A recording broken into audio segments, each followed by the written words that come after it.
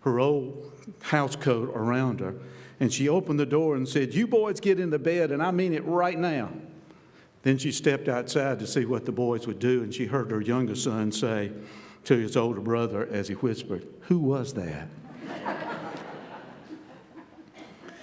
People in America are asking questions about where we are as families because so many people have strayed in so many directions. And this morning we want to talk about 4 principles I think that will bring renewal in our home and our faith as we walk together as families. Now, I'll tell you again something this morning. I talked about marriage last week and home this week. My father used to say every time a preacher pointed his finger at people, 3 fingers were pointed back at him. And so it applies not only to you but to me. And I think there are 4 things that are important. One is, first of all, a sincere faith. In verses 3 through 5, Paul saw a sincere faith in Timothy and how strong his faith was. Verse 5 says, I've been reminded of that sincere faith. And Paul knew that sincere faith, the foundation of that faith, came from his mother and his grandmother. I heard a fellow say he walked in a bookstore one day and saw on the shelves it was 6 feet high and 15 feet long. All the books that taught you how to rear your children, how to guide your children. That's great to read all those books and to have all those books, but one of the great things we need is to inherit a wonderful and a strong faith. And very often that faith we see in our parents often become a part of our faith. Paul saw the results in Timothy, and he saw what was happening in the life of Timothy. We talked about that strong faith in marriage last week, and it becomes even more significant when we have children to pass on that faith. And this is not just a passive faith. It's not the idea I can take it or I can leave it. But it's really a faithfulness that impacts the way you live. The sincere kind of faith that he saw in the grandmother and the mother. And parents are still important teachers in our world today. You know, sometimes children have a hard time in education, not because the educational system is poor or because the teachers are bad. It's because they have absolutely no support and encouragement from their home. They get no encouragement at all. And Timothy was taught at home, and it showed. This sincere faith made a difference in the direction of his life and impacted his decisions. There was a historian named Will Durant who was, by the way, an agnostic. But he spent 40 years writing 11 volumes called The Story of Civilization. And in the process of writing all this about civilization, he came to some important conclusions. One was, religious faith is important as a moral compass and a moral direction for life. Faith teaches us about prayer.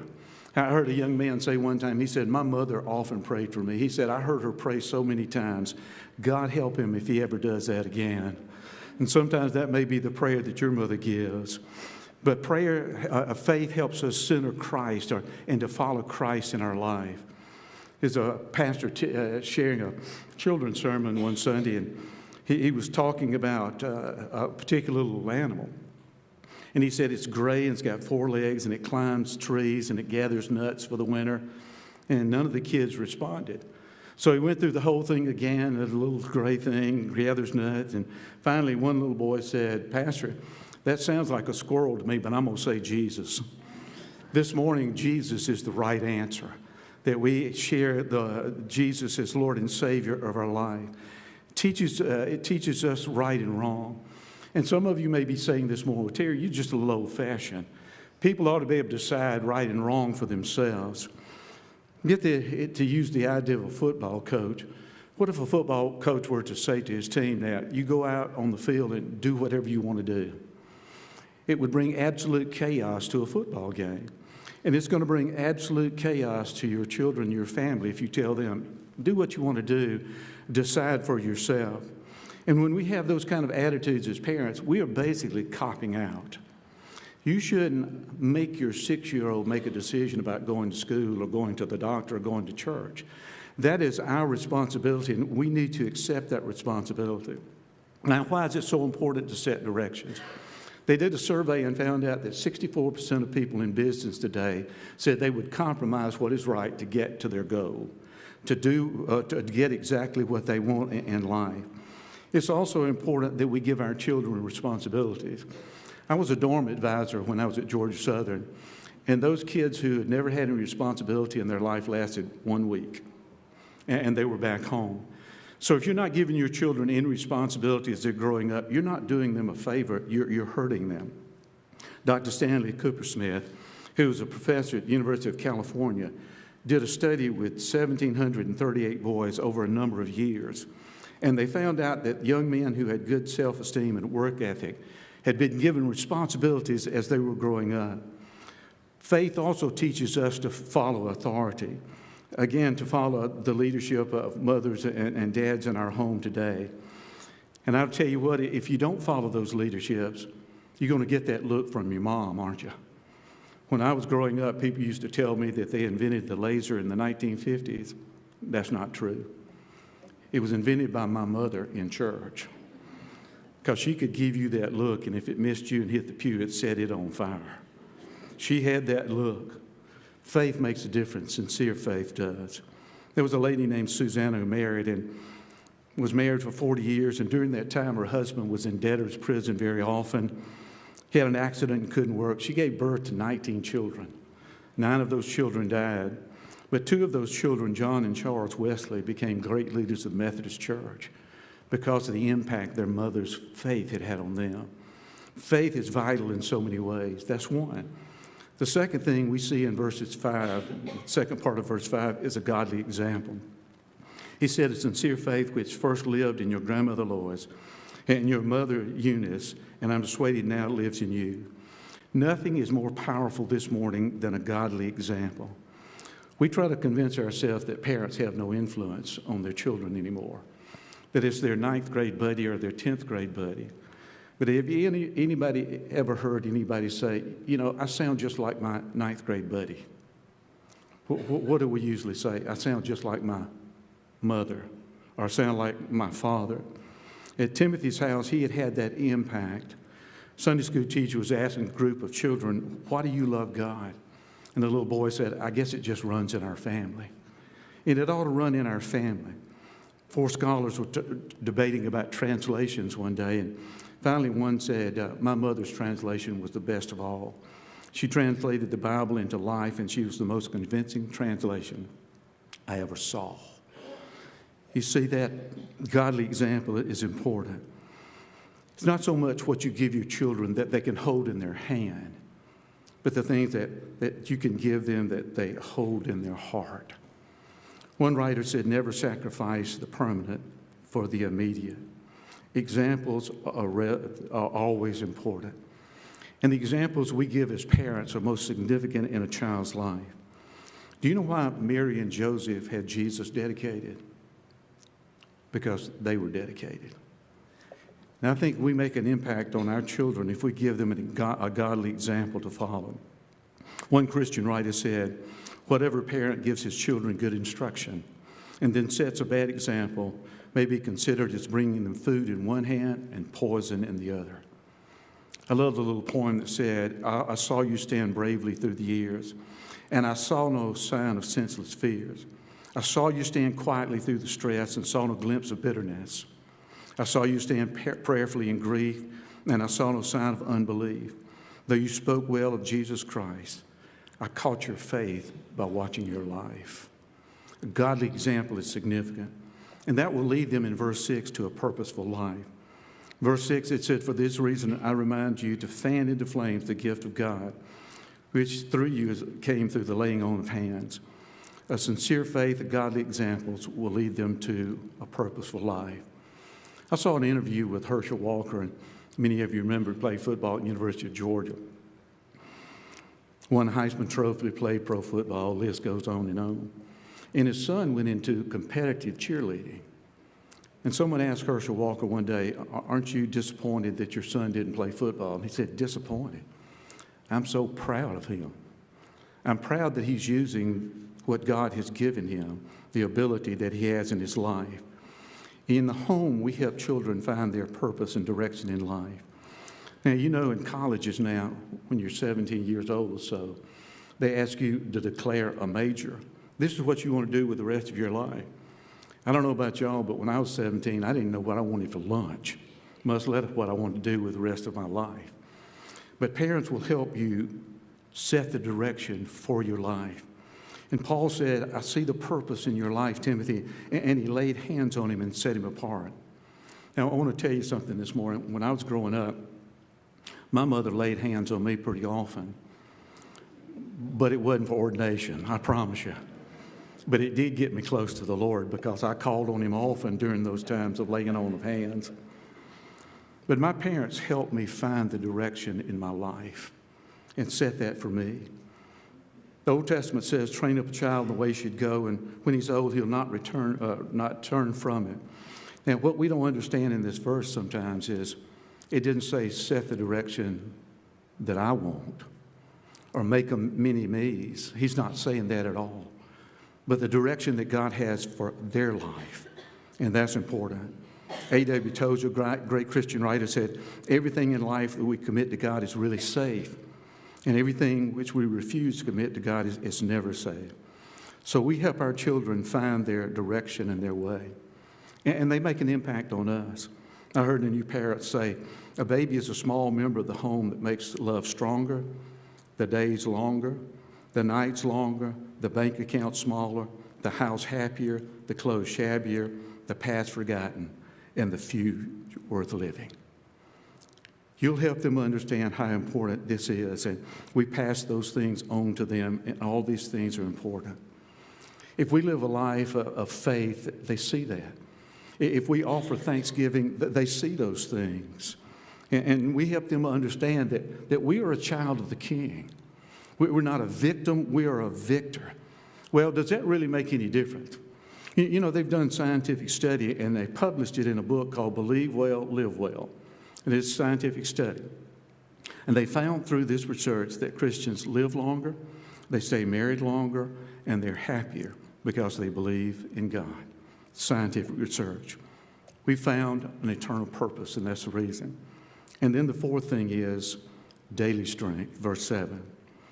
I'm going to share something with you this morning. If you don't know this is a great nugget for you. Parenting is not the easiest job you'll ever have. Did you already know that? It's not the easiest job. And there are times when we want to give up, but we don't. You know, we come into this world pretty selfish. 3-month-old doesn't mind waking you up at 3 o'clock in the morning, do they? And tell you that they're hungry. You can dress your 6-year-old, put them in a bubble, sit them on the sofa, and in 5 minutes they're dirty and they've lost a shoe. You don't understand how that happens, but that's exactly how it happens. And then by the time they're 16, they bring out the good big guns and tell you, you don't know what you're talking about. You've lost your mind as a parent. You know, Mark Twain offers us some help. He said things run along pretty smoothly until they reach 13.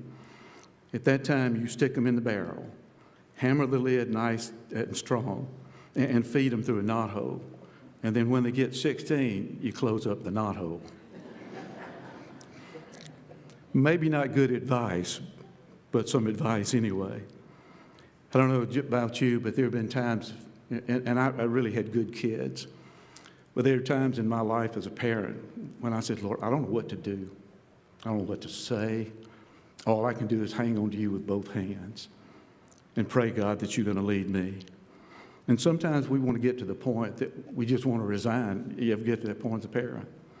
There was a tombstone, and the words on a woman's headstones read like this: Here lies a poor woman who was always tired, for she lived in a place where help wasn't hired. Her last words on earth were, Friends, I'm going where washing ain't done, nor sweeping, nor sewing. And everything there is exact to my wishes. For there they don't eat, and there's no washing dishes. Don't mourn for me now, don't mourn for me ever, for I'm going to do nothing forever and ever. Sometimes you feel like that. James 1 says, tribulation will bring perseverance. And sometimes as parents, it's hard to get to that perseverance. It's a tough job. But Paul said to Timothy, and I'm saying to us in our homes today, God didn't give us the spirit of timidity, but the spirit of power and love and self-discipline. Strength for you and strength for your children. And you need that strength. Because there are times that your children are going to feel like giving up, and you help them not give up. There are going to be times when they need to lean on you when you have very little strength, but you're going to let them lean on you. Can you imagine Timothy as he was out in the world sharing the gospel, knowing what his grandmother and mother were doing for him every day? Can you imagine what Samuel felt like as he was a prophet, knowing that his mom Hannah was back home praying for him every day? In Psalms 115, it says, "May the Lord give you increase more and more. You and your children, may you be blessed by the Lord who made heaven and earth." God gives us strength to pass on to our children. I'm going to tell you something else this morning. You can give your children all the tools. You can put them on the path, but you can't walk it for them. It breaks your heart sometimes as a parent, but you can't walk it for them. But you can give them the tools to walk in the right direction. Now, sometimes as parents, I don't know about you, but we feel like we've failed. And we failed miserably at times in our life. Because we look at our children and they look miserable and they make us feel miserable. He grunts and she rolls her eyes. And you wonder if they ever loved you or if they're ever going to love you. But one day that daughter will sit by you.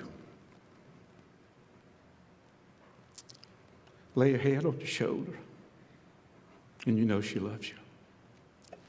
One day that son's going to pick up his mama and twirl her around, and that's his way of telling his mom that he loves her. And one day it's going to be magical for you, because your children are going to come to you and say, "You're not as old, not as mean, and not as dumb as I thought you were." Let me give you 7 things real quick this morning you can pass on to your children. One is establish boundaries. There's still some things that are right. There's still some things that are wrong. 2 is enjoy your children. Home life shouldn't be a jail sentence. 3 is be real. As parents, sometimes you're going to be wrong, and you need to admit that. 4 is encourage them. Find them doing some things right and tell them that they've done them right. 5 is help them understand that they have a purpose in life. 6, hug your children once in a while. It'll do them good, and it'll do you good. And 7, show your faith by the way you live. There's a couple named Martha and George Scarborough who had a son named Lee. George was a farmer and a bivocational Baptist preacher. They ended up moving to Texas and buying a ranch. They saved their money, and they were going to buy a big old house, or build a big old house on the hill where they lived. But Martha said one day, "Why don't we just stay in our small house and invest our money into Lee's life?" They sent him to college and then on to seminary. And Lee became a real powerhouse for Christ. He was a pastor. He was a president of the seminary. He was a writer. He helped start some colleges, some churches, some hospitals, some mission stations all over the world. And there was a young student in Florida that opened one of Lee's sermons one day and helped write his first sermon, a guy named Billy Graham. All because a parent said, "We're going to invest in our children." This morning, a sincere faith, a godly example, a purposeful life, and daily strength. This morning, make that investment in your home. This is our hymn of invitation. And like I said last week, anytime we have an invitation like this, anybody comes down, somebody's going to say, "Boy, there must be trouble at their house." So you may want to make a decision exactly where you sit. You don't have to come up here, but you just simply open your life to God this morning and say, "God, I want to be the parents that you want me to be. I want to be faithful, sincere in my faith. I want renewal to come to our home." Let's sing together this morning, our hymn of invitation.